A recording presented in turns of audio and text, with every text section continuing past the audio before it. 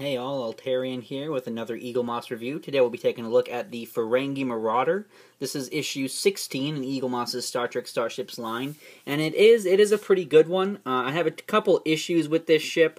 Like I said, it is a pretty good one paint-wise, and sculpt-wise, it looks exactly like the Ferengi Marauder is supposed to look. But again, I have a couple issues with it, one of which is this stand, which I just lost behind the thing there, but whatever. It mounts in the front of this ship, which is kind of stupid, because it doesn't sit in the stand well. This is one of two ships so far in Eaglemoss's line that just does not sit on its stand. The other one I'll be reviewing next week, actually. But yeah, this does not sit very well on its stand because it does mount on the front, and I don't like that. And as you saw, it's really, really loose in its base. I don't know if that's universal or not, but it is really loose in its base. So I'll just kind of get that out of the way for now because I can't use it. But again, from the top here, like I said, you can see it has a lot of really, really nice details here on the top, which is really cool. It does look really cool with all the burn marks and all the window details on this guy. So it looks really, really good, like I said, from the top. And we'll get to the bottom here in just a minute. It looks like my nacelle fell inside the ship there a little bit. Not sure when that happened. But again, you can see here from the top all the little window details, all the scorch marks. It looks really nice from the top. So we'll flip it over here. And this is the bottom. This is really disappointing. It's like they didn't do anything with the bottom. There's some nice sculpted in details here on the bottom, but there's no paint whatsoever. It's just the color of the plastic, and I don't really understand why there's no paint on the bottom of this ship. Like I said, top looks great. A lot of detail, a lot of effort went into the top.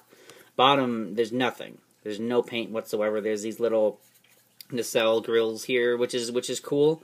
But again, the bottom is really, really disappointing. Like I said, overall, the ship is pretty nice, except for the stand and the lack of details on the bottom. Like I said, there is a lot of nice little sculpted-on stuff here, which is really cool. But yeah, that bottom is just, I don't understand how they could have thought this looked good, because it doesn't. It looks really, really bad, having the bottom just be completely clean. I don't really know why Eaglemoss did that. But overall, I'd say it's a pretty good ship. I don't really care for Ferengi ships that much. Some of you out there might. It is cool that they made this again, because it's another obscure ship that no one really makes. It's cool that they did make this. It is a good version of this ship. It is a pretty good, it does it justice, except for the bottom. So I am pretty happy with this guy. I would recommend it if you do like Ferengi ships. Pick this guy up if you want it, or if you want the complete line, obviously pick this guy up. It is pretty good, minus the stand in the bottom, so it is pretty decent. I'd say it's probably worth the 20 bucks if, like I said, you do like Ferengi ships. But if you don't, then you'd probably be fine skipping this guy. But you know, that's pretty much all I have to say about him. There's not much to say other than the fact the top is great, bottom not great, stand is not very good because it mounts in the front, and I don't like that. So I'll be back here on Monday with a review of a ship that I was the most excited for out of this entire line, and that is the USS Dauntless from Voyager. I was really excited about that ship. I'll be back here on Monday with a review of that one, and thanks for watching, and if you like my videos, please subscribe.